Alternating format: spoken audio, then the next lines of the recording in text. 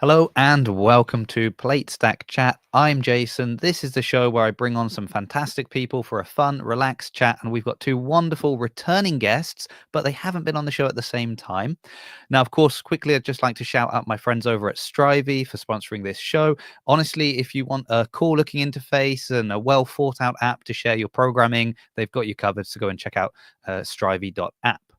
So let's get today's guests out. Well, first of all, she is a fan favorite on the grid, a powerhouse with a barbell. She makes it look effortless as she knocks out rep after rep with her team chanting her name. And I've just realized that could apply to both my guests today, and that's probably why we were so excited to see them go head-to-head in a ringer race last month. Let's bring them both out now. We have from the Wilds Sidney Wilson and the Breakers Vida Vitterkind. Hi, guys. Hello. Hello.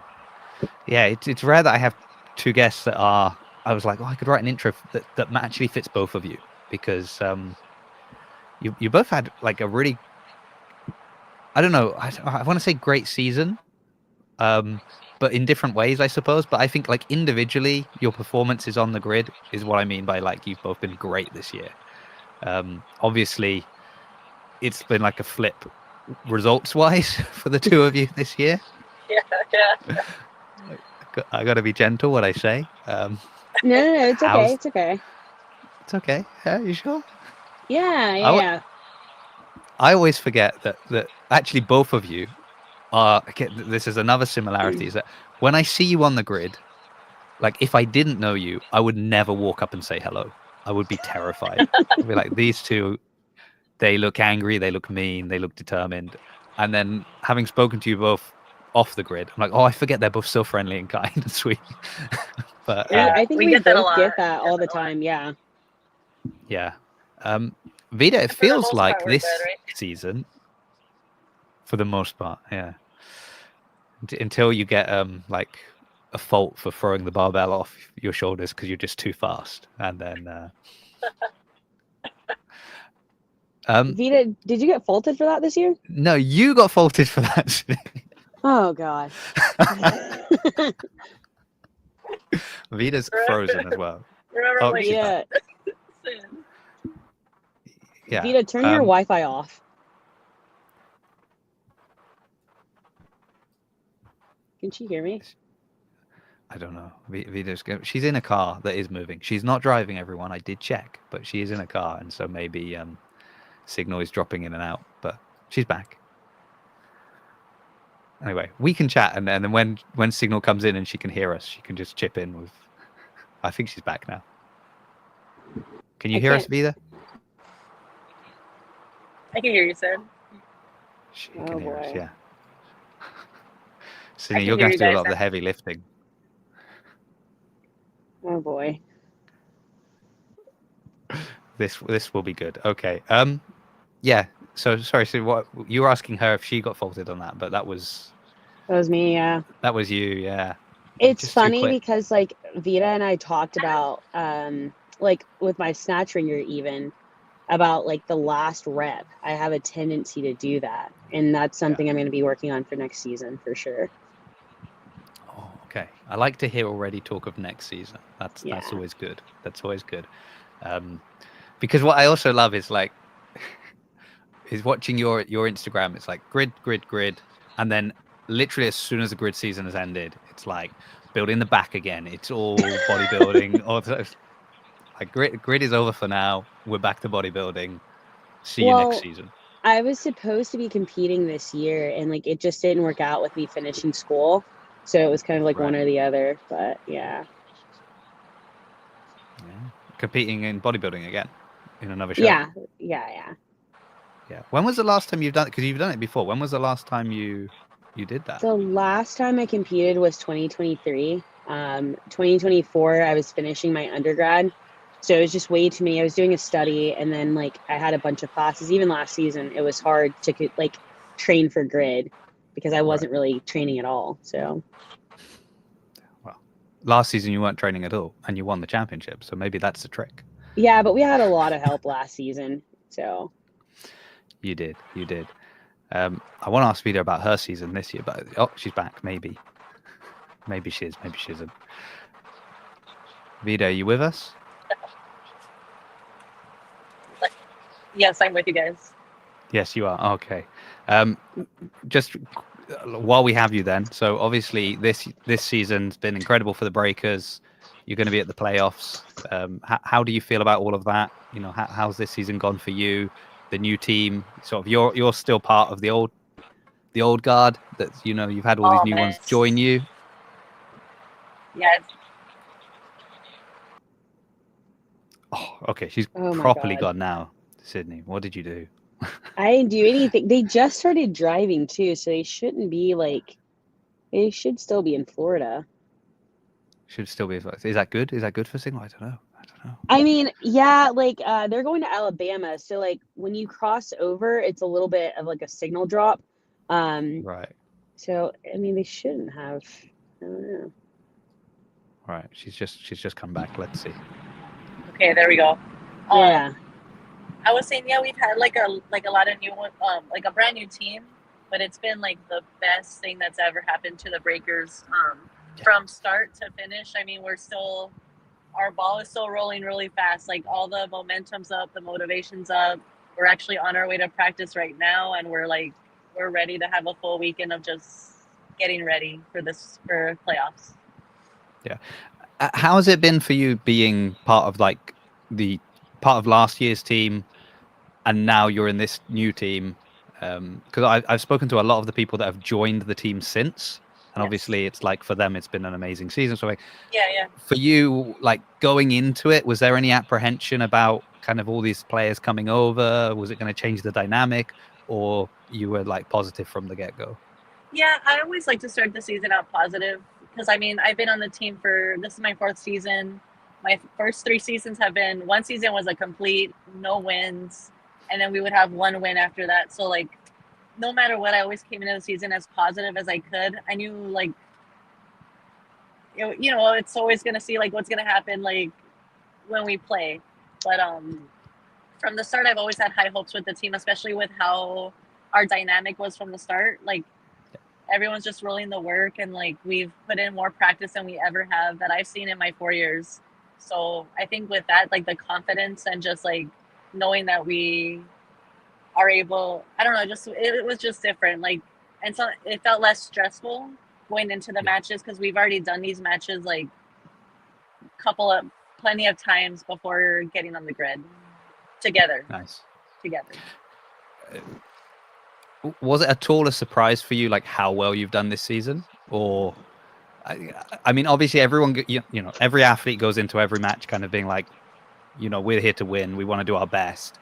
But having been on the Breakers for so long, having had the seasons that you've had in the past, yes. Were you anticipating the result that you ended up getting this season? Really going into it? Or were the first couple of wins quite a kind of, actually... It was the we've second got something win here for us because our first match was Venom, and typically that's the team that we would beat every time. So when we beat the Palms, that was the first time we've ever beat another team. So Yeah. I told the team before we played the Palms that this is our test. We're 0-0. We didn't win against Venom. Put that out the window. This is a time that we're gonna prove to everybody that we're here to play. Nice. Okay. Yeah. Good. Well, I think that's a good answer. Yeah. I forgot that. It's funny that I think the way the matches shook out for the first sort of set of matches across the board was quite interesting. The fact that you went against the Venoms, the only team that you'd historically ever beat. So while you beat them again, and I think people noticed immediately that it was a different Breakers. Yeah, you could it wasn't tell, just okay, well you won, but you normally when it was hold on, Breakers seem different. And not just, I talk about it anytime I have someone from the Breakers on. What about the new uniforms? I love the new uniforms. They're clean. I love it. Yeah. Well, so do you prefer the white or the black? That's hard, honestly. I was thinking about that the other day, and I like them both. I think white because the Lions are black, so yeah, I don't want to look like them. So the white ones stand out because no one has white. Yeah. So, I think the white is the most striking visually, and also because it was the one you debuted in, so it was was quite a wow. I mean, that was on par with the Wilds going from green to red. That was Yes. another power move. I guess then we've got to flip it the other way around. Sydney, how was it for you going into this season? Because speaking with Dan and Vilma and different ones on the Wilds, it seemed like you guys went in knowing this was like a new team that you needed to build up, like from for many from the ground up. Mhm. But you came off, and I guess again, people looking in from the outside that haven't, they see the Wilds and they just know, okay, the Wild. They don't know individually the players, Mhm. and so it's like, oh, that's they're a championship team, so we should expect great things from them. Right. And then, you've had the season you've had. How was that for you, kind of having to manage kind of, I guess, maybe some of the frustration that comes with that? So, like you said at the beginning of the season, me and myself, Dan, we look at things objectively. So, like, obviously, when you have a brand new team, a lot of people that don't have grid experience, you're expecting a little bit of kind of like a rocky uphill battle, right? And so, I was a little frustrated with the league, probably like the first match and even a little bit of the second one with the commentation of the matches, and it was like we just lost a few players. No, we lost 11 players, and those were key roles. It wasn't just that we lost 2 or 3 big names, because last season it wasn't just the 2 or 3 big names that brought the team together. It was everyone. It was really a combined effort from the skills that everyone, including people that returned this season, all brought in to win that championship last season. So I want to make that really clear.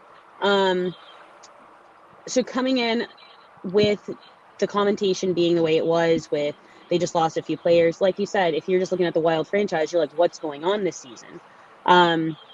We had a lot of good rookies come in, and I think from a team standpoint, I think everyone going in next season, if we can just retain, it would be a really different season. A lot of people were eager to learn. They put themselves out there. They practiced things that they weren't used to. So I'm honestly proud of the team this season, going into every single match. No one was like super hard on each other. We had a really good team aspect. For myself, the only frustrations, I can't even really say like there were any frustrations. I'm more so of like an inward person. So the frustrations were on myself mainly. Right. So like, for instance, in that echo, making that rookie mistake of tossing a bar behind me, I'm hearing, I think it was Brandon Shippard. What were you going against the Palms? I have no idea who we were going against. Either way, just like hearing like I had 1 rep left and they had 2, trying to close it in and like getting faulted and costing us a race. I get more so frustrated with myself than a team dynamic, if that makes sense. Yeah. But I think the team did very well with what we had this season, and I'm excited for next season. Yeah, it's interesting because the commentary thing, you're not the first person to mention it to me, and it's something that's been brought up a little bit, and I do feel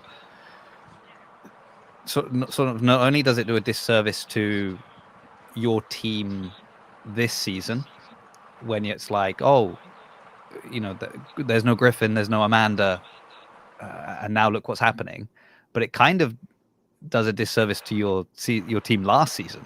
I because agree. it sounds like, oh, it was Griffin and Amanda that won the championship, and now they're Right. gone. The team's fallen apart, and you're like, well, no. Now that Exactly. most We of the had, team is gone, the yeah, team's fallen apart. Obviously, Griffin and Amanda, incredible athletes. We just saw what Griffin did at the games. Well done. yeah, Amanda's crushing it. It was nice to see her back on the grid as well. That was exciting. That she came back, but you see, that didn't change anything in the grand scheme of things. So that's, I guess, part of the proof. But yeah, it's a little bit sort of it kind of nullifies the hard work of everybody else if we of think that it course. was just a couple of people that did it, when Right. we know how much of a team sport grid is. And Absolutely. And if you look at the matches from last season, again, the in and outs, Blake, I love Blake, who's now in the Sharks. Blake played a really good, big part in last season. His name wasn't really brought up. Tristan Meredith, who didn't come back, he played a big part. We can't forget about RJ Hibbard, Casey on the girls' side. So again, I really do. Yana Babbitt, for instance, filling in, especially those triads. So I do think the commentary does a disservice when you have so many people that are still playing in the league or that may come back next season and like they're just kind of washed out behind that. Yeah. So Yeah. I mean, I think I'm the only person that really not like that RJ's not there. I would love him to be competing. I've heard he's retired, but he would quite often be in the live chat. And that was good for me because I was in the live chat, so it was nice to sort of see him in there as well, and you know, some of his comments I enjoyed. I know not everybody else did. I've been told I afterwards, love RJ. He's but I very enjoyed them. objective, very raw. Like he's gonna give it to you how it is. And he is actually a person that warned me last season about my fault kind of thing going on. So Yeah. Okay. Well, now Vida's gone again, so Jeez. we'll so what do you want to say? Oh, look at this, Joshua Newton. Josh Newell was his RJ is one of the most he is a very underrated player. I mean, the dude's jacked. He can move barbells. Obviously, he can do those really cool gymnastics movements on the rings. He does a really good job at, even this season, he was like in our Slack chat helping people out, especially the rookies, especially when it had to deal with the gymnastics. Like, hey, maybe try this over this. I mean, RJ is extremely talented, very. If you ask him a question, he's kind of like the same with me and Vita. If you look at him from across the grid, you may not want to approach him. He's got like the game face going, super, you know, again, jacked up, hard face. But like, if you go up and ask him a question, even at camp last season, he's very like, hey, so like, if you do something like this.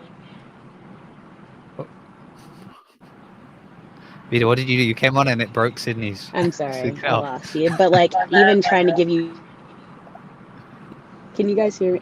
Like even trying to like give in drills of like, hey, if you're trying to do like a backwards roll or whatever, this is how I started. So yeah, RJ really is a very underrated player that was not talked about with us losing a lot this year.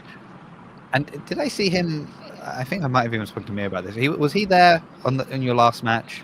Sort of absolutely kind of sitting front and center, coaching role. Yeah. Kind of. Yeah. So it's interesting. So are we going to potentially see him and Dan working together a little bit more closely, do you think, in future seasons? I don't know. That'd be a question for them. That would be a question for them. Where's my phone? I'll send that question over in a moment. While we've got, I was going to say while we've got Vida back, yeah, she is moving around a bit, so I think she's there. Vida, to me, looking at you this season, it almost looks like you found like another gear. You just seem, I don't know, you've always been really impressive, so it's hard to kind of really quantify it, but you just look even better this season than last season. What happened? Oh, she's not going to answer. She's pretending that there's no connection again. Oh, she's back. Vida, did you hear the question?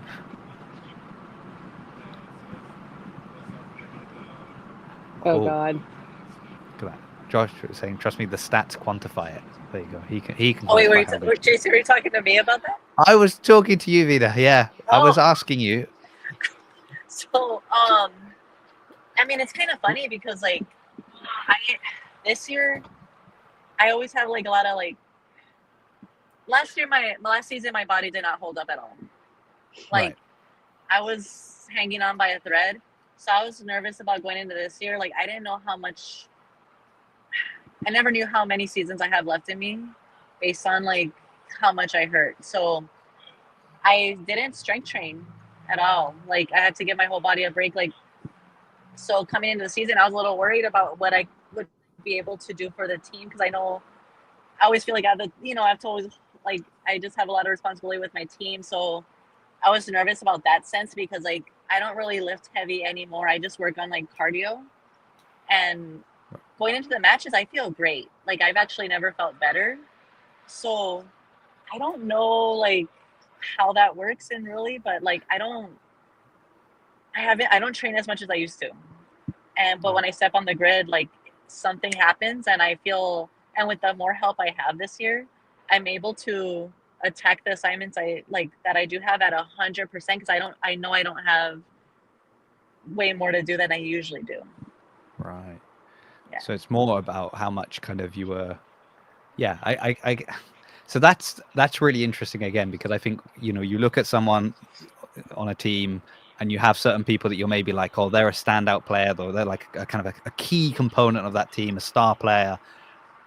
But like maybe they can only be a star player if they've got enough other players on the team that they're not overtaxed.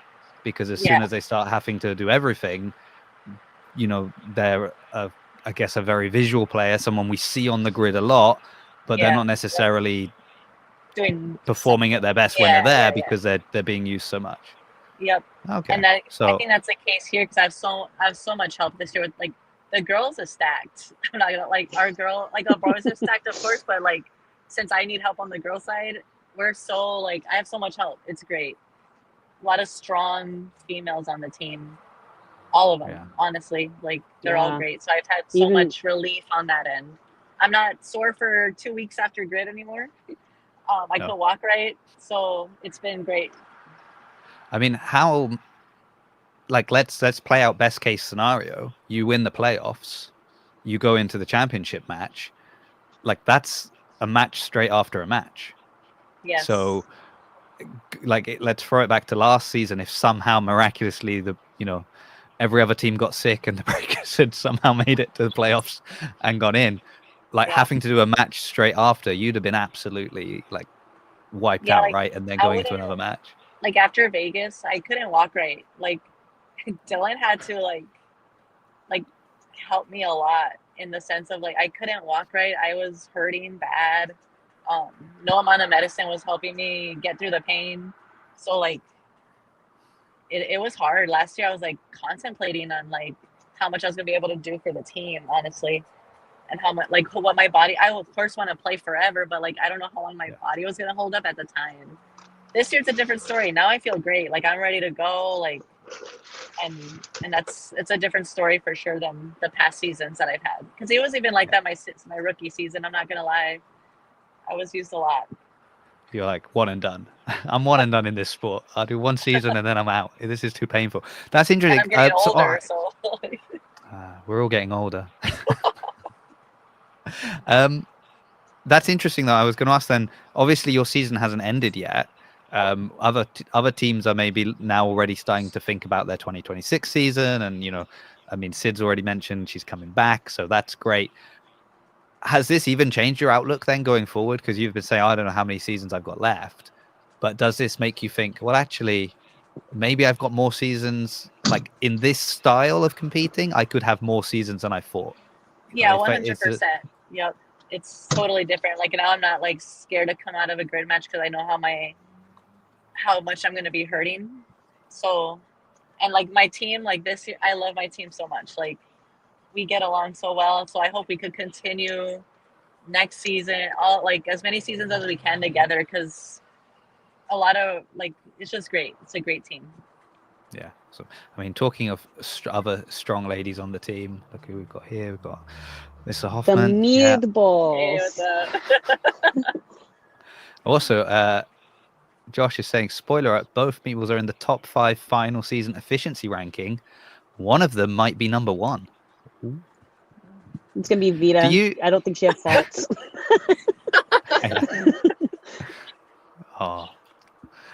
Do you, I mean, and Joshua, please cover your ears at this point.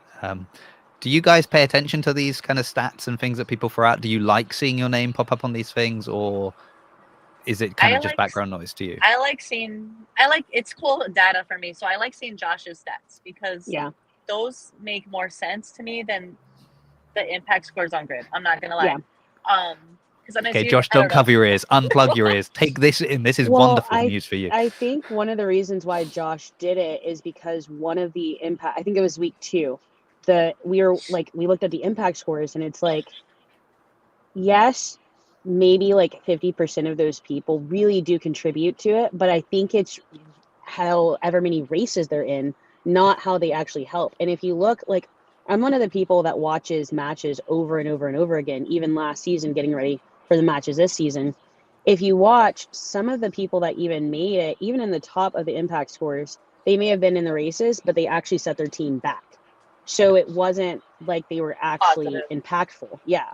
So his grid stats sometimes even conflict with the top impact scores of people that haven't made it. Yeah. I mean, we've had this conversation about how if you want to have a, like, if you want your team to win, you want to have a low impact score, like on your Right. team. Like generally the teams that are having the higher impact. And I mean, we throw back to last season and what we were saying with Vida, right? So I bet last season, I haven't looked it up, but I imagine you probably had a great impact score last season. But you're also saying you're finishing every match, you know, in pain and in pieces, and you can't keep going. This season you'll have a worse impact score, but a better season because you're not in every race. So there you go. Josh says it's okay if they don't care. Look, they like it. They like your stats. They're good ones. Josh, don't you have work? Josh can't go to work because he's got to hide his face because he's beardless at the moment, and he can't let anyone see him.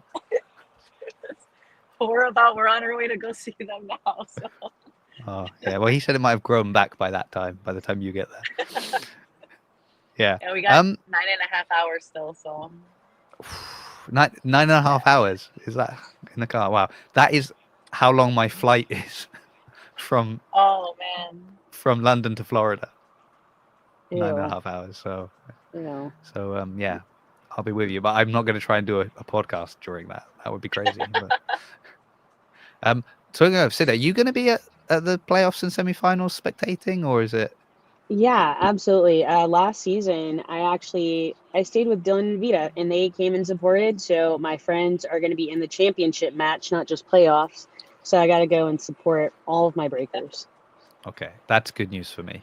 This has been like the really bittersweet thing for me of finally getting to come out and watch it live and see is how many people I'm not going to see because it's the playoffs and then championship matches and all the people that aren't going to be there. Surprised. You might see some people like come and watch. Yeah, I've been reaching out. Well, I've been reaching out to people and been like, "Oh, are you going to be there?" Because if you're going to be, because also like, let's not pretend I'm not also thinking about myself. If I'm there, I've got my camera, I've got my microphones. You can guarantee I'm going to be trying to get as much content as I possibly can. A 9-hour flight one way, people, better. Yeah. No, it's the 9-hour flights back that I'd be just editing for 9.5 hours of editing straight. Okay, that's fantastic. Oh, I'm very happy then, Sydney. We get to just see you know how dangerous you are in real life. That's great. And are you going to be doing a ring? Are you going to be doing one of the ringer? Like, have you been invited to do one of the ringer races? Have I been invited? Absolutely, of course, I have been invited. So we'll see how that goes. Wow. Yeah. Have you accepted? I should have asked that. Yeah. I was about to make a joke and say no, but then yes. But yeah, I did accept it. I will be down there. So. Yeah. Are we allowed to know what the race is? I don't know. I think the way that they're doing it is like bracket style. Right. Okay. So like it's, you know, like I guess we do one, whoever wins moves on, and so like I don't know. Yeah.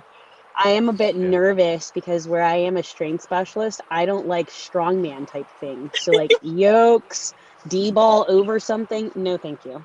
No, thank you. Wow. You need to move into being a utility player then, don't you, Sydney? That's. I need to be under 150 pounds when the season starts to be a utility player. Well, that's going to be hard with your other goals. No, it's not supposed to. I've hit a PR really? weight this year of 175, so moving on up there. Yeah. Moving on up there. Yeah. Maybe you should just embrace it, go full strongman, and then we'll just see you doing all of that stuff. Like that'll be. No, not for you. I was telling Vida yesterday I was supposed to be doing ring muscle ups, and I had to scale to bar because I could not catch my rings properly. Oh, really? Yeah. Yeah, we do the same programming with row, so I understand her pain when she says something's hard. You know, like like she knows what I've been going through too with like Yeah. So I mean, I'm always curious as well, like because obviously you two have the friendship. You're going to be there. You know, you're saying you stayed. They came to watch you last season. You're there. How do you manage that also then with being on different teams? Because I don't just think in the sense of like, and I'll tell you, okay, I'll put it this way. I want it to be a positive thing, right? It's not like oh, I'm going out, you're going against each other, so I'm out there to destroy Vida and I'm out there to destroy Sydney. But what I actually think the opposite is the problem. So like for me now, like on the Burpee show, they asked me, oh, so which team are you going to be cheering for during the playoffs and during the championships? And I'm like, that's really a hard question to ask, because I love everybody. And like I've spoken to all the different athletes now, and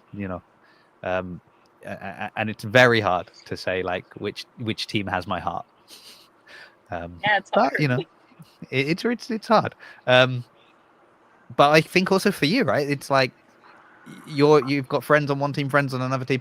There's every season there's that possibility of like, are we going to see people moving teams? Is there going to be changes? Like, do you find that hard to kind of balance, I guess? Do you want to go? You could go, Sid. I want to see if you're apparently Sid is an honorary breaker for life, apparently. So I think people know like Vita's not going to be leaving the Breakers, right? I left one team, and like it made more sense for me to join the Wild. I mean, I live in Atlanta. Well, not in Atlanta. I live like 30 minutes outside of Atlanta. So like I won't be leaving our team. Like that was a promise that I made Dan and Mia. Like, I love you guys. I love our team. Like, let's keep building. I don't find it hard. For me, I prioritize, and Dylan and Vita will back me up, I prioritize our team over other things. So like, for instance, one of the matches I flew in early, we had a last minute practice. I was like, crap guys, I guess I won't be going to the beach with you. I have to go be there for my team. There have been times like this last go round where we're supposed to go get dinner, and I'm like, well, we're watching team footage. Like, I can't skip out on things like that. Especially, I don't really like go about like things like I need to be in a leadership role. I know some people like that's like their main focus, but for me it's about team cohesion, and how does it look for me to skip out on something to go hang out with another team, and my team is sitting there, especially with how many rookies we have, and trying to keep them on for next season and build our team back. How does that look? So I think Vita is very strong-minded. She's obviously a big leader on her team. It's not hard to understand, like, I need to be with my team, and like we love each other, we're always bouncing ideas off of each other, comparing. I'm like, hey, can you watch this? There are times I FaceTime her and Dylan, and I'm like, hey, can you guys watch this? How does this look? So it's, for me, it works. Yeah. Okay. Good. Yeah, I was gonna say the same thing. Like, we know we're not leaving our teams. I've been a breaker. I'll be a breaker until I don't play grid anymore. So, and we found friendship through that no matter what. Like, we weren't on the same team ever, and we're best friends. So nothing will, being on the same team or not wouldn't change that, because we found each other without being on the same team. Yeah. So we just always encourage each other, and we always want the best for each other, for sure. Even if we're playing for each other, like, we never want injuries to happen, or, like, it's a game at the end of the day, but we want the best for each other. Yeah. Always. Yeah. Okay. Well answered. And I imagine later when people that are watching this are invested in these two teams will be like, okay, good. They've both said they're not moving teams. That's really positive. No, and I don't think everyone is jumping teams all the time. And it, but we do see people moving over. And for, like Sidney, you said, there was a good reason for you to change team. It made sense geographically where you were living. With, a number of the players on the Breakers this year were previously on other teams. And when you kind of look into the history there, you understand the reason people have changed teams. Happens. It makes sense. Yeah. The Sharks got kind of put together with a lot of people that had, left teams and not been re-signed in previous seasons, then other changes. So like there's things that happen. But I do always find it interesting that there's some really incredible friendships that exist like within the grid world, but across different teams. Yes. Yeah. And I just think, oh, that must be interesting, and like, to your point of saying like, oh yeah, I mean, you'd kind of almost love the tabloid journalism to come back, where it's like, oh, we caught Sidney and Vida together in a restaurant having dinner while the Wilds were watching footage. It's funny you mention that. Like I think we were on the phone one day, and like that Grid XOXO page came up and followed all of us, and we were like, what is that? Like, is this Grid tea? What is going on here? Maybe that's what we need. That's the next step. There'll be a picture of us eating like that Oreo thing that we got, that Cinnabon Me Oreo. and Vita are actual meatballs. We hung out. What was it? We came to Dallas on a Thursday, and we were hanging out. Dylan landed Friday, so like we were all at like the Dallas Mall together. Me and Vita ate so much food and just looked at each other and was like, "Damn, dude, like we're big bags for real." We ate Have the like whole time. Had like Lady and the Tramp giant spaghetti with meatballs, and there's just the two of you there with forks. That's the Except it was picture a of it. it was a big Cinnabon with like Oreos on top of it. Yeah, Like, and we had Oh, just really? like It was had huge. wings. Dylan goes, "I can't finish my food," and me and Vita are like looking at each other as we're like closing and putting our napkins on our empty plate. Like, we'll finish it. Yeah. Oh man, I'm wondering if we're going to eat together at all while I'm out in Florida. In which case, you're going to be We so should. ashamed of me. You'll be like, this guy, this English guy can't eat food. Look at him. It's like 2 bites and I'm full. I'm like, oh, that's enough. That's how Dylan is, and it's like, what? Yeah. He's All probably right. like- Okay. Is Dylan with you now? He is. He's in the front seat with Alyssa Okay. Martinez, and then Dylan. We're Yeah. driving up together. Okay. Can Dylan hear us? He can't. I No. have my earbuds Right. in. So he can just constantly hear Dylan, Yep. and he I doesn't just know hear- why. I just see I'm like, go back like. Yeah. Okay. He can watch it back later. Yeah. Yeah. See, it was all nice stuff. It was all nice things. Okay. So you're obviously now heading up to do training. You're getting ready for the playoffs, for the championships. Let's be positive. Sydney, what are you doing now that kind of your season has ended earlier? Are you still kind of in grid mode at all, or is that just completely stopped now? Yes and no. I'm trying to like build back. So between the end of 2023, my 2023 season, and even this season, finishing my undergrad, trying to get into my program that I start this October, it's really been focused between work and school. So my main focus is to get back in shape cardio-wise, gymnastics-wise, and I'm starting to look at like the matches beforehand. I mean, we've got about 9-10 months before April comes around, before the season, before we start looking at lineups and stuff like that. Things that I would like to be in that I wasn't in shape for, and things that I did do well, but I should have done better in.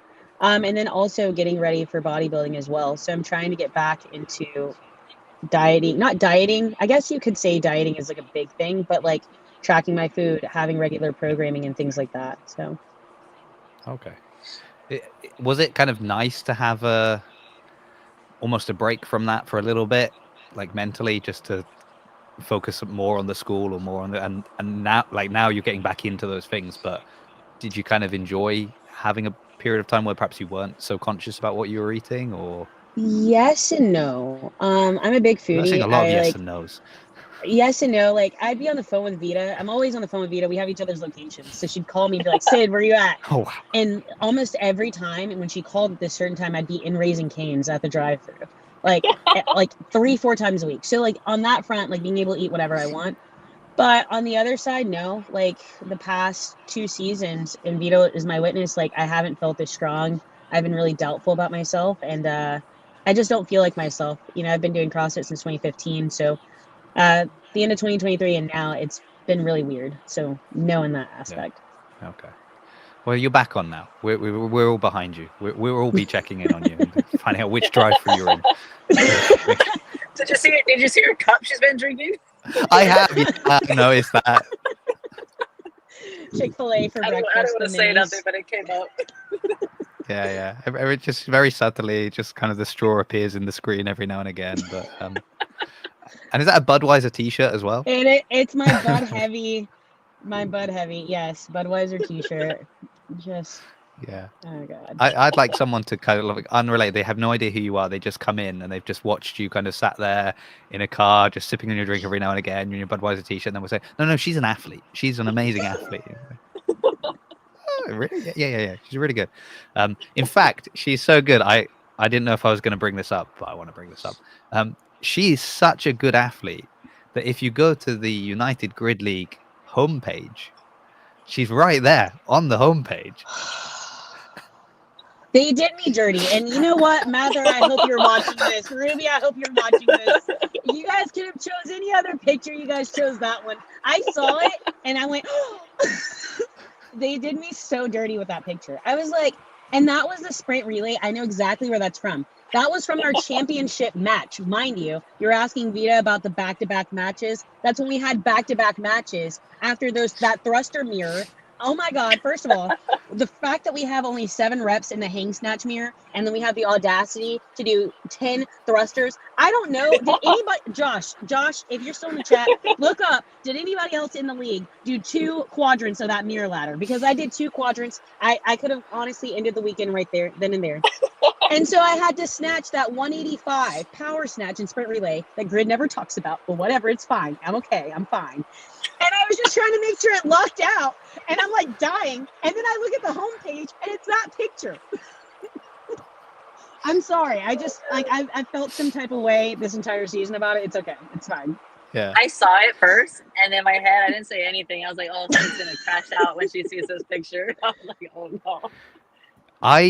I didn't see it because I never go to the homepage. I usually, if you look at if someone pulls up my Google search history, it's literally like I write like Palm Beach Grid, and then it like takes me straight to that page, or like Wilds Grid, and it takes me, because I'm usually going to the players page is what I need, because I'm looking up the players.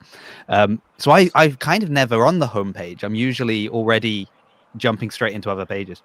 Somebody told me, you should go on the homepage, you should have a look at this picture, and they told me like you weren't happy about the picture. Was it and Mia? Was it Mia? It wasn't a good. I can't, name the sin. It was not Mia. the sin. It was Mia. That's I know it was Mia.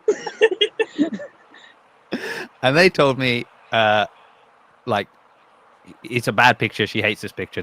And so I went in expecting it to be a bad picture, and I was surprised. I was like, oh wow. Picture. It may have been brought up in a few of our, we're like talking about the match, and that picture has gotten brought up in the middle of that match. Yeah. Does it fuel you? Have you found then this season that you're more careful with like just facial expressions during the matches, and that's maybe slowing you down? You're just thinking, I need to make sure every rep is something I would be happy to see on the homepage. No, Jason, I'm just trying to breathe. I'm just trying to breathe. Okay. All right. I don't know. Sure. I don't know. What about the picture of Sid not carrying the bar in mirror? Artur, don't start with me today. Do not start with me today. Artur lives in Atlanta, so I will find his location. What does that say? Yeah. 2 thruster quads. Yes, it was diabolical. I was laying down on the ground. I honestly wanted to end the match right then and there. Didn't you also do like an entire partner forward this season, or like? We did 3 out of 4 quadrants, and then had to rerun it. Yeah. It's rerun it. Yeah. Oh my God. Edith's chuckling away here. She enjoys your pain. Because like Dan's like ready to run it back, and I'm sitting there like, I mean, I guess we are running it back then. And we were gonna put Mixa in, and I was like, okay, Mixa's gonna go in, and then Matt Cable's like, yeah, I'm ready. I'm like, well, frick, if he's ready, I guess I have to be ready too. Yeah, can't let Matt show you up like that. That's yeah, that's because that was, again, commentary brought it up. They were like, this, no one else is doing this. This is crazy. Look at them do it, and then you've got to do it again. Those are movements. Sorry. Those are movements though that I really do like. I love barbell cycling, like cleans and stuff. So I was like, okay, this is fine. Like, it's okay. Yeah. Okay. Yeah. Good. I mean, that kind of goes back to like Vita's thing earlier, though, of like, do you feel you've had to take on a bigger role this season because of how many rookies you have, and so is that like impacting you? Not negatively, but is it just tougher to have to kind of do more? The same way Vita was, like Vita's had the opposite, right? So she's gone through having to do so much more on the grid to being able to hand off a little bit more of the heavy work to other people. Have you found this season you've had to take on more of that heavy stuff? The first match, of course. I think everyone is specialized in their own way. And so where I could have had help from, like Bryn, for instance, or even Carrie, they're signed for a specific thing, right? So moving barbells at a specific weight, at a specific velocity and speed, that's not what they were initially signed for. And so like that's a problem that Vita had to deal with last season, is that yes, girls on her team may be strong enough to help move the weight, but not as fast or as efficient as we need in grid speed, right? So the first match, I definitely was looking at this season like, this is going to be a tough one, especially like the back squat mirror. We didn't have Mixa yet, so I was like really freaking out about that. And as we got her for help, that really did help as well, especially in the next 3 matches. What I will say is, though, our rookies were extremely intelligent this season.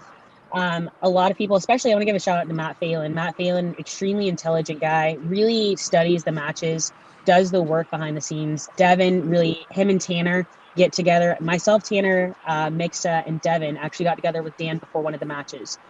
Since we're on Atlanta. So everyone did their part. I mean, Raphael, he really did a good job sending videos, spamming our Slack chat all the time. So no, I don't feel like I had a huge like burden or anything like that, because everyone really, I think everyone was on the same page. They knew this season was kind of a learning curve, just to get experience, know how it feels to be out on the grid. And I really think we're going to have a big retention. So no, I don't think it was a lot of work having to deal with a bunch of rookies. Yeah. I don't know if it's about it being like, a lot of work having to deal with the rookies. Maybe just more, I suppose it depends. It depends like what the rookies can do that you like. So it's that idea of, you saying like maybe they can move the weight, but can they move it as fast? And grid, like we've talked about stats, grid stats and stuff, but especially with someone like Dan behind the scenes calling the shots, it does come down to split times and who can do this faster and who is the best person to put in. So, you might have a rookie that's a good rookie, but if they can't move the barbell as fast as you, then they're going to put you in. And so it kind of then it's like, okay, so in this race, we're going to use Sid. Oh, great. And then in this race, well, again, we're going to use Sydney. And it's like, I'm wondering as well if Dan has calculations for like, okay, if the two of you go head to head in race 1, you're going to be faster. But now that we're coming to like the end of a match and we're in the later races and Sydney's already done this many races and this many reps, now this person fresh, are they faster than you tired? Right. And so Dan does make sense. Dan, we have an ABC lineup, but I think we talked about this the first time I was on the podcast. And Dan does a very good job with talking and communicating. We'll have phone calls and he's like, hey, Sid, we may take, a loss on this one. We'll still get the point here, but this is more beneficial. So he does put that into our matches, whereas it makes sense for certain people to be in and out. He really tries to educate us too with like substitution rules, because we may look at something and go, why can't this person just be put in for here? Not understanding, okay, the substitution rule, if they get put in here, this is where it affects us with the rest of the match. So yeah, he does do a very good job. And like you said, I think the dealing with the rookies, I didn't need to say it in that way. I like thought about it. I was like, oh, that sounds kind of douchey. So no, I didn't have to deal with the rookies. The rookies were all amazing this season, so it wasn't dealing with the rookies, by the way. They're like small children that you're just like, oh. No. Everyone's freaking great. Yes. No, everyone's great. Yeah. No, I mean, and I don't, although, Gerald is saying Sid carried the team literally. Shut up, Gerald!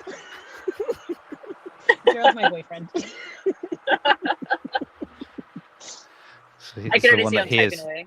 He should be in class right now. Should be. He's out of class. Yeah. He has a little earbud and he's like listening to the teacher. Literally, he's going to school to be a chiropractor, so I need him to listen. All right. Before he cracks your back.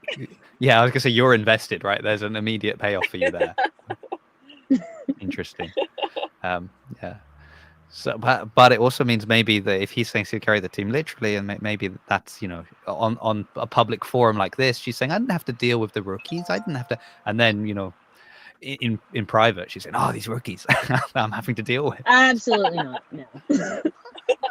Absolutely not. Absolutely not. Okay, very good. But going back to like the rookies are great, and it's hard because you talk about it's funny because like they're rookies. Like any rookie in the grid season is like they're just a rookie in the sense of it's their first time doing grid, right? But they're usually amazing athletes that have come from different backgrounds that have got, either they've done a lot in CrossFit competitions or at strongman competitions or in gymnastics and things. And I mean, this season, like looking across all the teams, there's been some incredible rookies that you're like, oh, I'm so glad they're a part of this now, and I can't wait to see what they do next season when they're not a rookie and they've got that bit more experience. So, nothing against rookies, love the rookies, and sometimes right, some of the races have been more exciting. Like the ringer races when they get won by a rookie, that's pretty cool, especially when they do it twice. Yep. And like our rookies have been like, they don't even feel like rookies actually. Like the Fab Five, like they're just like putting in so much work and they're showing it on the grid floor. They're not like, they might be nervous, but they don't show it. Like once they get out there, they zone in, they get that tunnel vision, and it's like, it's go. So it's awesome to see. Now, Sid mentioned like not knowing, sometimes it comes down to things like knowing the rookie rules, the substitution rules, things like that. Vida, you've been on the grid a long time now. Yes. How familiar are you with that side of grid? I'm not gonna lie, I am not. I let Josh handle that part because that's he's really good at that, and I don't. I would have to have a full class on it, how to understand to do it right, because I don't understand that part. Do you think is that beneficial to you? Do you think maybe that it's just you don't fill your mind with that stuff? You just get told go do this. Yeah, I'm more of I'm more of a go do this. I'll do it. Okay, just tell me what to do, and if I could be in that race, I could be in that race. So Have you ever gone up to someone and been like, why aren't I in that race? I would be better. Why haven't you put me in? And then they would say, we can't put you in. Yeah, that's the thing. Like, it's just like it's just weird. And I wish I could even help people understand it, because I don't even understand it. Yeah. Maybe I'd be telling myself that even if it's not true. I'd be like, oh, they probably would have. I'm really good. They probably would have used me for this. It must be something to do with the substitution rules. That's why I'm still on the bench. That's probably the only reason. Yeah. Subs, and it's just a lot. There's a lot to it, and I'm like, super wild card. So, how do you guys handle all the flags that have been thrown around this season? Like, especially if you're not. Any. I know you haven't thrown any. We get the ones thrown at us. Personally, I love the flags because it's like a rest period. I don't know what's going on ever. I just sit and ask questions, but it's a rest period. Well, I mean, I guess it's a rest period until they make you do the work a second time.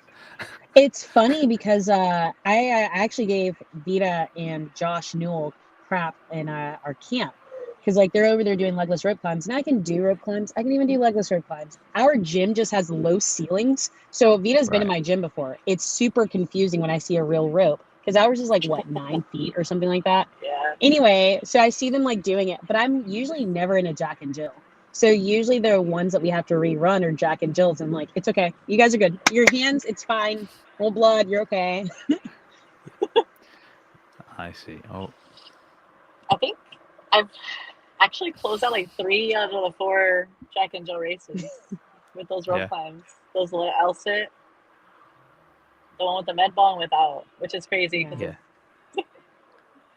Yeah, that sounds like a bodyweight specialist move to me. Yeah, but, I know, right?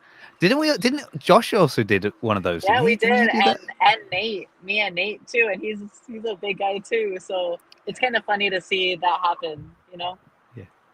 But I mean, I always say that's the thing that's one of the things I've always loved, and I mean, like that's why someone like Griffin was good to watch last season, because he's a big strong boy. I expect to see him picking up heavy things. Yeah. And then when he gets on there and they're like, oh, the guy forgot, they got faulted on their last ring muscle up with a med ball or something like that, and he has to jump up and do that. I always love it when you see people kind of doing the thing that you don't expect them to be doing. And definitely, Josh doing the L-sit med ball rope climb thing. For us, it's weird. For me and Josh, it's easier for us to do that than like using our legs for rope climbs. I can't use my legs for rope climbs. Yeah, I'd rather do legless or like the seated ones, and I'm better off doing those. Yeah. I get my I legs find- tangled up, and it's like, I find like the time it takes me to try and work out how to like hook the foot thing on the rope, I'd already finished the climb if I'd just done it legless. Yeah. So I end up I'm just hanging there for ages trying to like get my legs hooked in. I'm like, I should have just done the rep. I'd have done it. I'd have been up and down. I always just burn But my shin, and that's like the annoying part. I hate like when I get Alright. that shin burn on the. That's like, ugh. Yeah. But I'd love to measure now the ropes in our gym and know how high they are compared to the ones in your gym, Sydney. That's interesting. Oh my God, it's a pain in the butt for sure. And I get like a fall. I'm only 5'2". Me and Vita are the same height. So like I get like a false sense of like, oh, I can do this in one pull, and then I see a real rope, and I'm like, okay. And I also have a hard time. So like when I do rope climbs, my feet are like this. I never learned how to hook them. Yeah. So it's again just like if you're not Just like used to pinching pulling. them kind of. Yeah, if you're not used to going that entire length of the rope, it's annoying. Oh. Vida is actually really good at the burpee to ring touch. Yeah. So I did it with Dylan because we were testing out his ringer. So I'm like, oh, I'll do it with you. And like, if I have to do maybe like 10 burpees max, I could be fast, really fast. More than that, it's like, but like, and for some reason, I do have like pretty good hops for being like big. So it would be fun to maybe do that ringer one time if Dylan lets me have it. Right. We'll add that on the list. Maybe you can go against Arthur. He said you can have it, Dylan. Yeah. Yeah, Dylan, I bet Dylan's happy to sit back and let you do that one. Like, He's like, you got it. yeah, you got this. Don't worry. It'll be fun I to mean, try it. It'll be fun to do it does mean though that you'd be like taken out of like you wouldn't get to do the ringer. What was your ringer? Was clusters, wasn't it? We did the one clusters. you two did to go. Oh. She's She knew so it was annoying. coming, I'll see. So I don't like squatting. It messes me up. I don't like to do it. I don't like squat cleans. I don't like thrusters. My power clean, I can probably power clean more than I can squat clean. I hate it. So Yeah. Vita knew it was gonna piss me off. Well, because last season she chose one that she liked. I did not choose it. Take that up with Dan. It was not me. If I didn't have to do a ringer, I would not be doing a ringer. Wild chose really? one that Sydney liked. So I was like, well, this year we have to choose one that I like. It's not even like. What was it last season? It was like the 15 gram overhead, but it was we had to snatch it. Whoever cleaned it. Well, jerked you it, didn't it's have wild. to snatch it. Someone else clean and jerked it. I heard.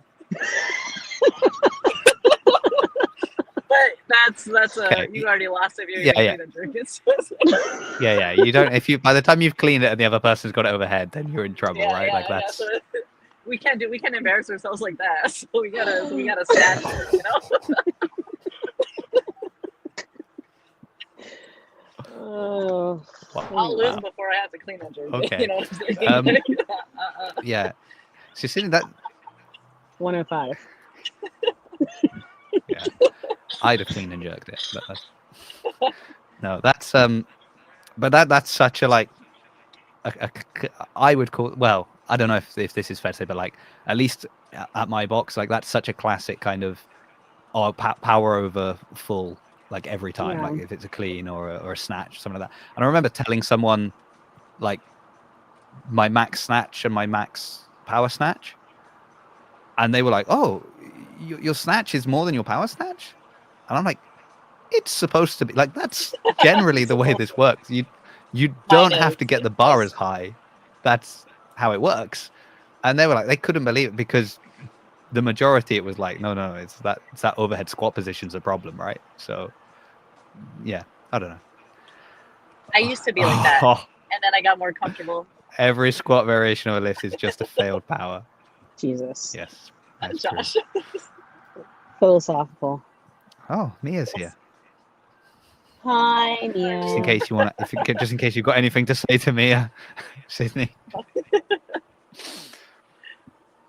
Yeah, and Arta's suggesting that you wear a knee sleeve on your ankle, not to get the burn either when you're doing the rope climb. I do. I even bought one of those fancy ones from like Tupood that like go onto your shin and. All right. And I did that because I had to do 6 at Magic City Games, and I was like, oh, because I was thinking about my shins. So I had like leggings on, long socks, and the shin guard because I was like, 6 in a row was like, I had to go Yeah. fast. So I didn't want to get burned up. There was a So- workout. Yeah. Okay. Hold on. There was a workout. There was a workout at Beach Brawl a few years ago, and it's like on that hot turf, and it was rope climbs, like double overhead lunges, handstand walks, and you had to choose whether you were going to have your knee sleeves to protect your shins or you're going to have your knee sleeves to protect your knees, because the time, like, it was like a person had to do a full round. And I that would was have had one set on my knees and one set on. I would have got 2 sets. yeah. Yeah. Yeah. And then people are like saying, well, it's specifically written in the rules that you're not allowed to wear 2 sets of knee sleeves. If And you're you having can to wear be like, knee and sleeves, you're like, no, you're not allowed to wear 2 sets of knee sleeves, one on top of each other. You're But right. surely I'm allowed to wear one on my knee and one on my ankle. This is an ankle sleeve. But- Everybody knows that. if you're allowed to wear knee sleeves in your shorts while doing mirror, you should be allowed to wear 2 sets of knee sleeves. I'm sorry. For those pain knees. Oh man, it's always funny to see. Honestly, not gonna lie, it's funny. It is. I don't care. Like, you just see that big bulge coming out, and you're like, "What is that?" And then you realize it's like knee sleeves that are stuffed in your pants, and you're like, "Damn!" Like, I have to start watching more carefully. it's funny. You'll This is what- notice it. It's I will notice it now. My eye will be drawn to it. But that's well, Sydney's ruined mirror for me. That's all we need to know now. man, when I felt so bad because you know we were talking about like how we're friends and when we play each other for the back squat mirror. When I looked over and I just saw her tipped over like to the side, I was so scared that she was gonna get hurt. I went to go over there and like pick it up. At one point, I screamed, felt and so me and bad. Vita made eye contact from across the grid. I'm like, ah! She like looked at me. Like looking at her, like, oh shit. Yeah, I That's guess a lot you of can weight see. to be just. And I don't like the back squat mirror in the first place. Oh, do you So it not? was just Why like- not? Oh yeah, of course. doesn't You don't like like any squatting. So is that what? Is that what? So it's nothing to do with the bar going on your back as opposed to like being able to get the bar from the front. It's that you just don't like having to squat. So I got into a bad car accident when I was 15. So like my hips literally sit like this. So Right. if you're ever around me, like you'll see me like walk a few steps and I'll open my hips because they snap Yeah. all the time. So like remember I at first like, was like, yeah, everyone thinks I'm like taking a fart or something. Like it's weird. Yeah, or like that's what I thought, I'm Jerry, not gonna lie. like Jerry thought like I'm like tripping all the time. And it's my hips are so bad because of my legs. So like I like hitting legs and squatting and stuff, but I pay for it. So if I don't have to do 2 quadrants of like a squat thing, I'm okay with that. Yeah. I can't believe that Vida chose clusters now. Now Yeah, that I I know. know this about you, Mhm. and she knows this about you. She knows it. And like we'd be on the phone and she's like, you ready for this cluster Sid? You ready for this cluster Sid? You get ready for this cluster Sid? I'm like, I'm already having a bad day. Like I've told you all the things I had to do today. And then she, all right, Sid, I'll talk to you later. Have fun with this cluster Sid. Oh. Is that and that's your impression of Vida? Vida, Yeah. do you do Yeah, an impression damn. of Sydney? Sound like that dude the from one South on Park. the phone. It Yeah, was just I funny was gonna 'cause, say, like one day she was naming off like everything that she was probably gonna have to do in that race, and I'm like, damn, and you have a ringer too. And she just stopped on the phone first. It was silent for like 10 seconds. She's like, she just like huffed under her breath. I feel like sometimes we can see you huff on the live stream. I will say this season, I was a little bit, I'm usually more reserved or whatever. I may have like tossed a belt this season. I may have like gotten off of a box to scream when people were walking to bars. It was a little bit more intense this season for sure. Yeah. So, And it's funny because a lot of the other teams we saw so much more dancing than ever before. I feel like, at least in my observation. I don't know, you guys, you're on the grid more than me. Maybe it's always been like that, but this time it just seemed Yeah. every other team there were just dancing non-stop. And then you look over to Sydney, and she's just like, Yes, Sydney and Vida, I'm just straight. I'm not like, I'm like, no. I I'm not know, here to I- dance. Yeah. I mean, if we play Sexy Red, so like I was there was a match that I was kind of like in my head. I was a little bit like frustrated. And I hear Sexy Red, and I think was it you or Dylan? It was at Valor. It was like Yeah, one it was of me. I them went up got to the DJ. And I'm like, hey, as soon as this race starts, I need you to play this song. And he's like, I got you. And then they started Female Triad, I think it was, and it started playing. And I was like, yeah, we have to get you hyped up. That's interesting, because you'd think most players from other teams would be like, play this song, it's traumatic for her, it will slow her down. But you're like, no, look, let's hype her up before. We were playing each other. Only for Sid. Yeah, we weren't Only playing for each other. Sid. I forgot who we were playing second match. I don't know who you played. Lions? Oh, it was the Lions. Yeah. So How like can we I were forget? watching. I think we already played, so we were already done. So we were just trying to hype her up. Is it easier for you to like, obviously depending on how the match is full over a weekend, will you, so like you'll go out and watch her once you've finished your match? Yeah. Is it easy for you to go and watch before you've done your match, or is that tricky? It's hard. It's a little harder because we have to go, like, we'll start to warm up, run through stuff a little bit with the team. So like, it's easier if you're done with your matches to watch like freely without like, you know, having to worry about warming up or meeting up with the team at a certain time. Like you're just watching and like being able to just watch. I think at But I mean, Valor, that was the only one that we really couldn't watch each other. Well, even like the first match, they were playing while we were taking our portraits.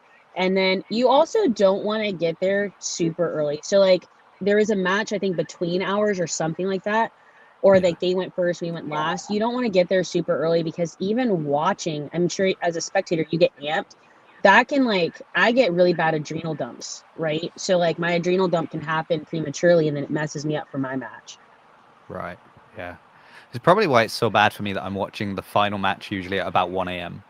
Yeah. And and then like, right, time to go to sleep. Yeah. So it will be nice. It'll be nice to be there. I mean, you said if I ever see you, so now I've got something to look forward to in a couple of weeks when I see you walking around the venue in Florida, and I'll be like, every look 10 at the steps, hips, it's a look at the snap. hips. Yeah. Well, She just walks around there like, they're you just have saying a backpack on, so that'll be nice. So just get a hip replacement. That's apparently the. Yeah, as Vita said, we're all getting older, so that's. Yeah. So, Vita and I are actually, we have like close to the same birthday. Our birthdays are only 2 days apart. Yep. Same year? No, Vita's a year older. She's an what is it, abuela, abuelita? Grandma. Thanks. Messed up. Vita, can we ask how old you are? I'm 28. But I have like 50-year-old knees, an 80-year-old back, so. Yeah, it's fine. It's fine. I mean, you're actually, I was gonna say you're young, but even you're young, I would say, on the grid, because I think there's a lot of Masters athletes on the grid. Yeah, there are. Good for them, please. Yeah, good for them. And then you're this young saying, "Oh, I don't know how many seasons I've got left in me. I'm not sure if my body will hold up." Like, I'm telling you, like my body was hurting. Like I couldn't stand up straight. I couldn't bend down. Like it looked like I was like 60 years old. Yeah. It felt like I was like it was just horrible. I couldn't train for like a week for sure because I couldn't even pick up anything without pain. So that's how I felt. And I don't know if it was like the beating I took from like the army and just like, I don't know, but I just always feel like crap sometimes. Yeah. It feels like people taking a big period of time, like not training, is really helping them on their return. I mean, like, look at the CrossFit Games this year. It just had Lucy Campbell come second, and she had like 2 years that she couldn't even compete, and she was worried. Oh, I remember speaking to her on here, like early on in the season, and because obviously she'd also been like doing the commentary at semifinals and things like that the year before, so it's like you're watching your competition getting better and better and better, and you're sat out with an injury, and she was kind of like, I don't know if will I be able to go back? Will I still be competitive? Apparently, really competitive. So and I think it is true because like my last CrossFit competition I did with Shay, like a week after our grid match, that was my first CrossFit comp in almost a year. I think oh no, We did so Last- well. We had it for so long. Last one I did was in October with Alyssa. Cardio and like I do jujitsu now, so I'm doing cardio, but I'm moving differently. So I'm having to I use my strength in a different way. I don't. Oh, I felt like training. I was getting really beaten up, and I couldn't move, and I was like thinking about and now I do jujitsu, so I'm not gonna feel like I It's get beaten up different. at all doing that. Throwing people around is a little different, so it's a lot more fun. Not gonna lie. Yeah. I don't know if it's the throwing people around that would worry me. It's the being thrown around that I think would make me feel like I got beaten up. But maybe I'm just not strong enough. Fun fact: Vita once got a concussion, and I had to Instagram message her mom about it. Doing jujitsu? Yeah.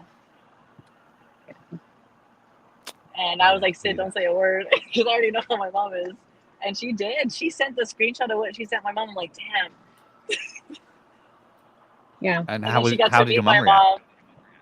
She called me. She's like, Vita, you gotta go get it checked. I'm like, Mom, they're not gonna do anything for a concussion. I just have to wait it out. It's not my first one. Yeah. It's not my last one. So I already know how to deal with them. I love that it's not your last one. Yeah, when your friend's like, oh, I'm lethargic and yada, yada, yada. And I'm like, Vita, I took a screenshot. I found her jiu-jitsu school. I said, listen, if you don't go by the end of today, I'm going to message them. She thought things were funny. So I kept scrolling, found Camille. And I said, hi, I'm Sydney. Nice to meet you. Yeah. Wow. So, Vida is making sure you get the right song played before you go out to amp you up on the grid. And you're on the other side going, I'm going to tell your mum all the bad things you're doing. No, I just want my friend to live a great life with no CTE. Yeah. Even though she's already said this isn't her last concussion. She's ready for more. Well, because I'm looking at once after the season's over, after championships, I'm gonna look more into the striking side of martial arts. So MMA style. I've been doing the grappling part of it. So I think it'd be fun to start the striking part and then get in a cage one day. So. Well, I mean, I find it fascinating that you're I don't know how many seasons I've got left. I feel so beaten up. I don't know if I can keep doing this. But I'm thinking about getting in a cage and fighting someone. I'm sure that will be fine. So, okay. Sydney, are you thinking about taking up striking and doing this kind of thing? So, ironically enough, my boyfriend does that kind of stuff, and he's been trying to talk me into it. Yeah. Probably not anytime soon, though. No.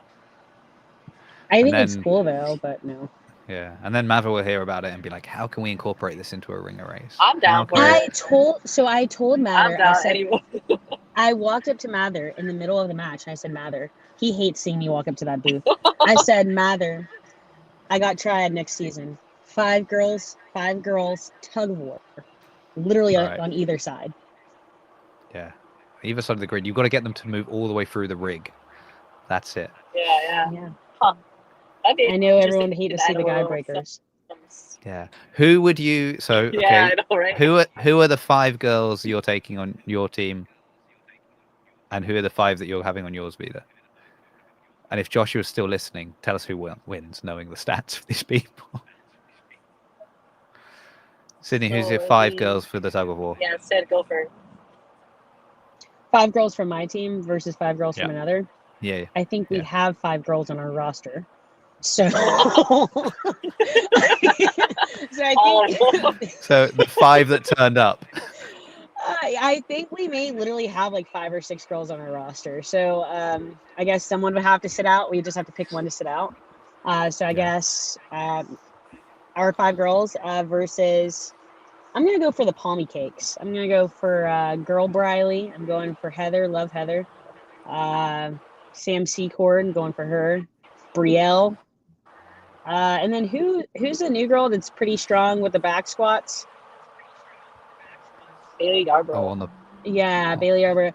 But I would have to she's strong. I'd have to put a bead or something behind her foot so she trips over a little bit. Right. So you're coming with a strategy as well. I'm just quickly looking at your team. Who have you got? 5 girls. See, it's too many bodyweight specialists. Oh, look, we've got Sydney, strength specialist. Sydney, are you the only strength specialist? No. So we've got we've technically. I've got mixers as well. Oh, yeah. We've got Mixa. Yeah. So myself, Mixa. I'd go Bryn. Bryn is actually pretty strong. She's pretty strong. I'm going Carrie. Carrie's really strong as well. I don't know if you look at her Instagram stories. She snatches 155 for reps over and over again. What is that? 4 or 5? And then Ari. That's Ari's four. really strong. Yeah, She's got some Ari. strong legs. Yeah. Okay. All right. Vilma's sitting out then. So that's who we've kicked out. Yeah, I think that's you. I think I'm looking at the player page. Oh, and Jimmy. Oh yeah. No. Okay. Yeah, you don't have many. Got many. Jason, please. But how's that possible? Because you only had about 3 players leave, so I don't understand. Anyway, Vida, who are you putting on your team? So 5 girls. It would have to all the strength specialists. So me, both Alyssa's, Shay, and then for the 5th one, I mean, we could go with anyone because like even our Yeah, I was gonna say with those 4, you just have a bodyweight specialist that's just like holding a an L-sit just hanging on to the rope. Like their bodyweight specialists are really strong. Yeah, Haley's strong. Like we could have any. We could do a random mix. Whoever gets picked for the 5, we would be able to throw out and probably win it. Honestly, yeah, for sure. That is an impressive. Now that you say that, yeah, like we're having our bodyweight specialists clear through bar 3 on the ladder. So like. That's because the ladders should be heavier, but don't tell Mather that. Cause, no, we've been telling Mather that. Yeah, but it's not as what did he say? I will say on the girls' side, on the guys' side, it's a little bit heavy. Like the guys, even the strong, like the really strong guys, like Nick Shappy, like sometimes they struggle on that 4th bar. On the girls' side, we have too many girls on the girls' side that snatch over 205 for the last bar to end at 165. And so even like some of the rules, I love Mather and Ruby and I love the league, but like I don't agree with. Like for instance, the from last season, the complex of the 2 deadlifts, 1 clean. That should be a complex. The fact that we have people, no offense, I'm sorry if you're one of these people doing mixed grip, dropping the bar and then resetting, that is not the same thing. So on the girls' side, the weights are definitely at a disservice. And then when we have something like the sandbag ladder, it's like it's not even about strength this year. It's about how can you position, yourself to get over that height. And it's like me and Vida had no problem. Some people did, even if they're over 5'5", but it's okay. Yeah, we had to really push that thing up. We had to push. Yeah. Yeah. Funny that you didn't snatch it, considering how much you don't like jerking things. I would have thought you just snatched it up overhead and then dropped it. To be fair, that the bar we were talking about for the 15 gun over, it was only 105. Like it's only 105. 155 is a little different. Yeah. No, I mean, I was saying in the lead up to that, you can't train height. Like if you're really tall, you've got an advantage on that ladder, and it was funny listening to people go, but it's not just about height because there's other things. And it's like, I get it. But just watch Artur do that ladder and then be like, the final one, he's just kind of gently dropping it over the bar because it doesn't matter. We're like stretching our whole entire body going. And for me, I had like 2 motivators for that. Vida had gone first, and I'm like watching her in that 4th bar. Like, fuck, she cleared it. So that means I have to do it. And then also I told Cassie last season that I don't miss bars and ladder, which knock on wood, I've never missed a bar and ladder. So like I could just see the grid, like me getting tagged. United Grid League has tagged you in a post. And it's me saying, I don't miss bars and ladder. And then it's me missing the sandbag ladder. So I took my sweet time on that 4th one because I'm like, no. Yeah. And Dan's screaming at you, maybe skip it. Maybe just move on. No, Dan, when do it not. So Dan, again, is very good with data. And I know a lot of times, like, because we'll come off of something and I'm tired, I'm usually like within like the first 2 people.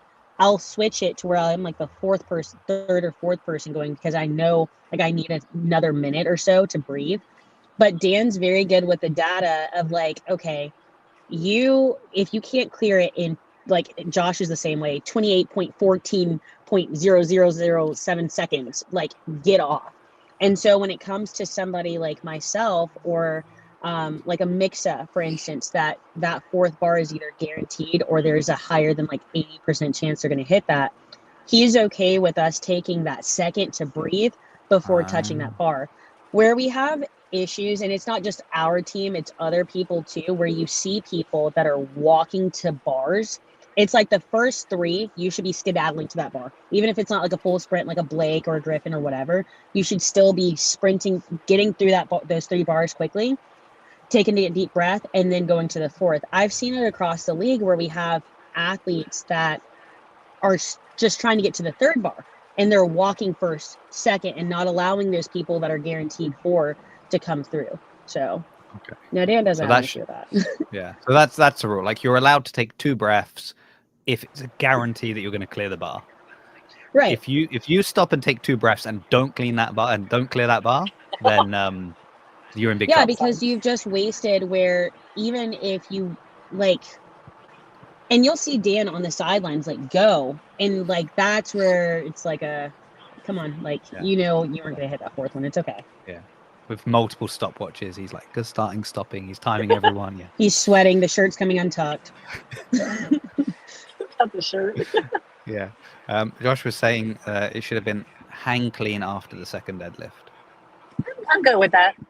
And it could go yeah. heavier in weight, like a good 225. I just think because of how you judge all the complexes with the gymnastics, that it's like you can't do a toes to bar and then do a chest to bar and then do a bar muscle up. Like, it's got to be one fluid thing. So I do think like on a barbell it should always be, you should keep that, like you keep that standard across, right? So a complex is a complex. I've never seen an unbroken complex. Yeah. Okay, interesting. Another little note. So when I see Mava, my book's going to be full. I think a lot of people agree with that, though. Like, some might because they do it, but like for the most part, that should be something, especially with how light the bar is. It should be unbroken for sure. Yeah. Because it's only like, what, 195? 195, yeah. Yeah. Well, if it's a bar that you're expected to clean, like if there's a bar that you're expected to be able to clean, the deadlift is only ever an inconvenience. Like, it's never a challenge, right? No. It's just in something like that, when you're looking from like a physiological standpoint, the whole purpose of that complex is to fry the hamstrings before going into the movement. So if you have a second to reset, refire, that then changes the movements. And that's not fair for someone that may not have, because I'm going to be honest with you. Sometimes, like, I don't really look at the rule book like that. Like, I have to ask Dan, or I'm in Brandon's face the day of the match, like, hey, am I allowed to do this? But for somebody that may be like myself, that they don't look at the rule book, they may think complex, go unbroken on it, one of our smaller athletes, and then for someone on another team to know the rule book and be able to just like, that's not really fair. There we go. It's almost like there's benefits to reading the rule book, isn't it? Interesting.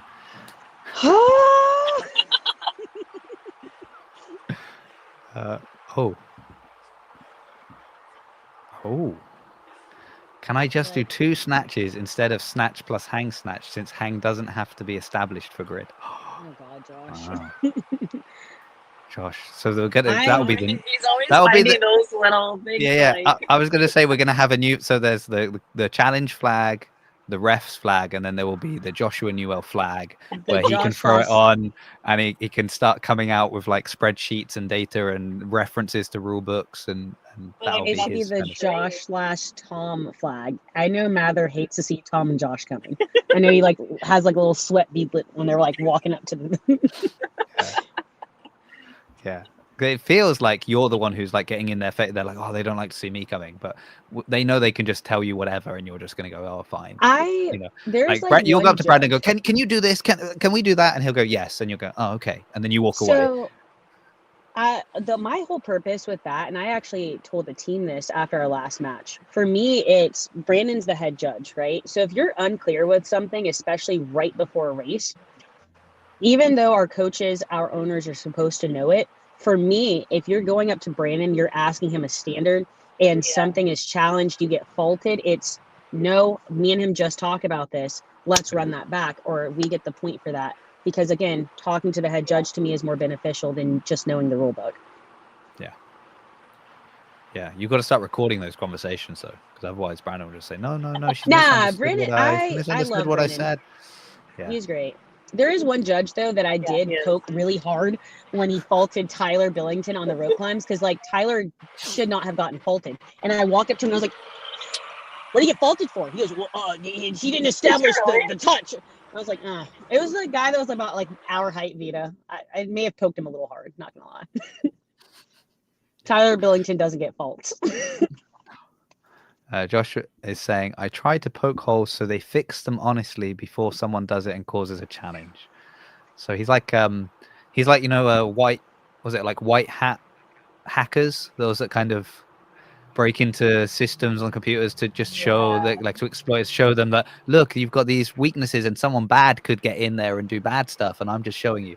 That's his approach to grid. He's like, I'm a good guy. I'm showing you what I could have done, but I won't do that. Wow. What a hero. What a hero. Who knew? Who knew he was such a hero? Okay. Right. She's dropped her phone or something. Found another drive-through? Is that what happened? I'm done. Right.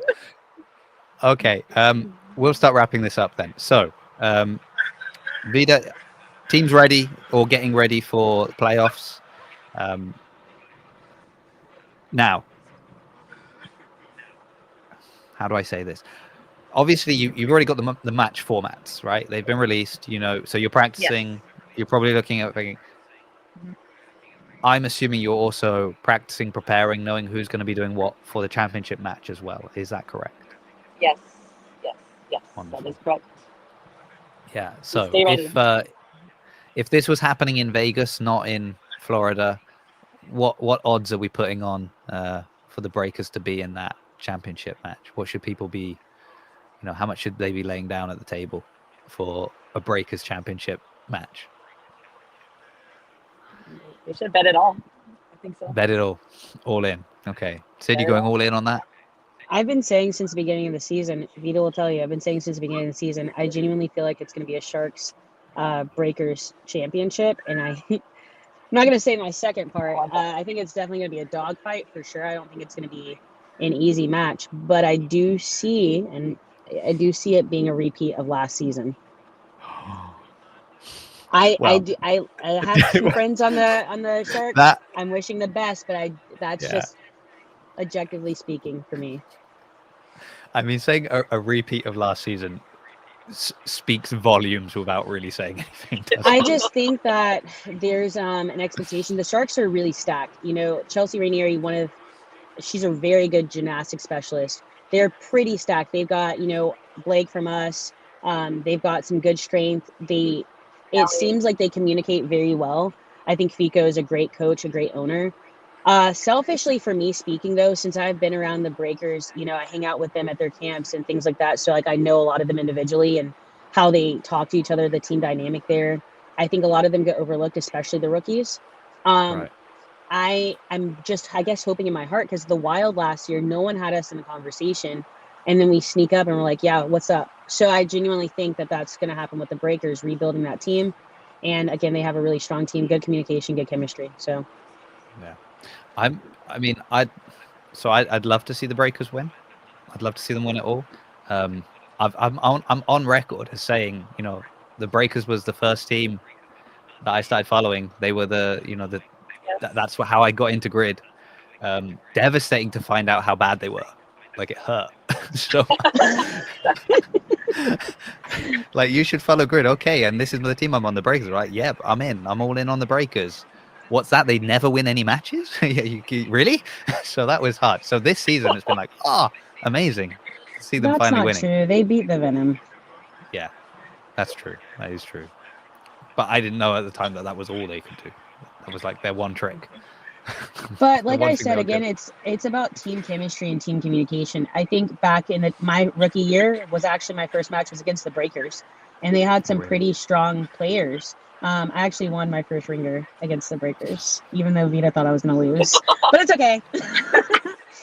I didn't even know what you said. Bro, they literally said, you're fine. She's chalking up her legs, but it's fine. But what I will say, I think they had strong players, my first year coming in. I just don't think the team chemistry was there. There wasn't from, what I've seen, there wasn't we're a team, we're united, it was very individualized of getting my highlight reel, getting my play time. And that right there can really interfere with, how the team actually plays out if that team dynamic is there. We've seen this season with a few of the matches, people at the top that put themselves in things that should not be in other teams. I'm not saying my team, I'm not saying her team, but other teams we've seen that. And that dynamic just does not flow well. Yeah, 100%. And even like this season, like other teams see us as like, we have a good time together. Yeah. Like you see the Breakers and we're just like all together. We're like having a good time. Mm-hmm. Like we're always just like joking with each other. We're always together. We're never like one group's here, one group's there, or all that like weird group stuff. But we're like, you see us and we're like, oh, the Breakers are having a good time together. Like we're having music and it's just a good time. Me and Vita actually shared a bed for one of the matches. It was a great time. See, this is what they're not telling us on the commentary. This is what we're not learning. Inside the other things that they're not telling us. I think the Breakers would have like one of the most incredible sort of Cinderella stories if they win the championship this year. When so they that'd be win. exciting. I know that Fico said, no, there's steps. They have to do steps. They can't just go from not winning anything to suddenly winning the championship. That's not fair. They've got to. He's like, they can win it next year. Let us win it this year. No. We're coming. We're hungry for it. Like, I mean, we see the it, good thing. visualize it. So. The good thing as a spectator, I would say, is that it's a bit like the CrossFit Games this year with like the men, that you were kind of like, you could tell me any one of these 6 people would win, and I would be like, yeah, that makes sense to me. Like I could see that. And I definitely think the teams that are playing next weekend, like if you told me any one of those won, I wouldn't be shocked. Yeah, I wouldn't be shocked. Yeah, I agree. Yeah, for sure. Brigade and Lions are pretty good as well, especially the Brigade, my former team. I'm rooting for him. Last season during playoffs, I was standing right at the gate rooting for them as well. So I do think, like you're saying, all 4 teams do have a chance for sure. Yeah, but unfortunately, there can be only one. So, and if Sydney happens to walk near me at any point, you will hear me screaming for the Breakers. And then when she walks off, who knows what's happening? But somebody said to me, "What like this is on the Bub Show." They're like, "Oh, which team are you cheering for? What shirt are you going to wear?" And I was like, "Well, that's the only positive thing of wearing a suit to these things is like nobody's going to know." We'll get you a Breakers shirt We'll get you a underneath. Breakers tie. We'll get you a Breakers tie. I did say if somebody gets me a tie, that's it. Like that's game over, right? Because I'll be wearing that. That's the team. Yeah. But I've got a one Josh is saying, and the formats are very balanced this year. Yeah. Okay. Yeah. All right. Okay. Very good. Thank you. Vida, have fun at your training camp. If you could just stroke gently Joshua in your cheeks before the beard grows back in, I'd appreciate that. Sid, I don't know where you're heading to now, but have fun. Gotta go to work. Got to go to work. Ooh, boring. Gotta go to work, Thanks for joining us. Make sure that you put aside some time for me in Florida so we can have a chat. Also, I think I need to get you on as like a lot of the post-match shows next season, because I love the kind of, well, some teams are doing this. I'm not saying which team it is, but some teams are doing that. I mean, like, if you I think watch hearing it, that, I don't have to say names. I know, but I think saying that now is one thing, but if you're saying that on Monday when we just watched the teams do it on Saturday, then we do know. I will say one last thing. That has been fun watching Taylor Stallings being retired and being able to be kind of unfiltered on the live stream, because she is able to not. Is Dylan laughing? What is he laughing about? I can hear that laugh from a mile away. I have no idea. He's laughing. But he's not even driving. I thought he was driving. You don't want Dylan driving. You don't want Dylan driving. But it's been really cool seeing Taylor Stallings do the commentary, because I think Cassie does a great job. She is in school for it. She's still learning. But as someone who's been in the sport for as long as Taylor's been, I mean, I was in high school watching Taylor lift and stuff. So Taylor has a lot of information, a lot of like athlete stuff. and coach's perspective, owner's perspective to throw in and actually like be like, no, like I think even she had me and Vita's back in one of the matches with I think Cassie said something about someone couldn't do a sandbag because they're on the shorter side, and Taylor was like, anyway, Sydney and Vita did it. And it's like, thank you for that. Yeah, no excuses. No excuses. You know, I think one of the things I love the most about Taylor doing it is she does not have a poker face. Like she cannot hide how she feels about anything that happens on the grid. And you'll see somebody do something that she disagrees with, being like, and just the look of it's fun. That's that coach's so athlete good. standpoint for sure. It's so good. And hearing the kind of her like reasoning on why someone's made a decision is fantastic, and it's so good. So that has been a true highlight of the season this year. I've got to go, guys. Yeah, we got to let Sydney go. I'm going to go as well. Vida, enjoy your journey. Thank you so much. Now you've only got 8 hours left. So only 8 hours. Amazing. We can do another show in about 7 hours time. All right. Perfect. Bye, Sydney. Bye, Vida. Bye. Bye. Thank you. Bye. Before you go, either while you're still here, I'll tell everyone.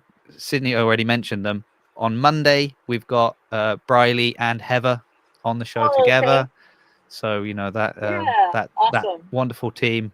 And then if you're hearing, you're like, oh, it's always grid stuff. I've got Coach GT. He's coming on Wednesday. We're going to catch up with his experience at the CrossFit Games. So there you go. So come back Monday and Wednesday for that, everyone. Yes. Vida, have fun, safe travels, and enjoy your training. And I will see you in like 2 weeks' time. In a couple of weeks, right? Yes, I'm excited too. Okay, wonderful. Thank you, everybody. We'll say goodbye. Bye-bye. Bye, guys. He said that.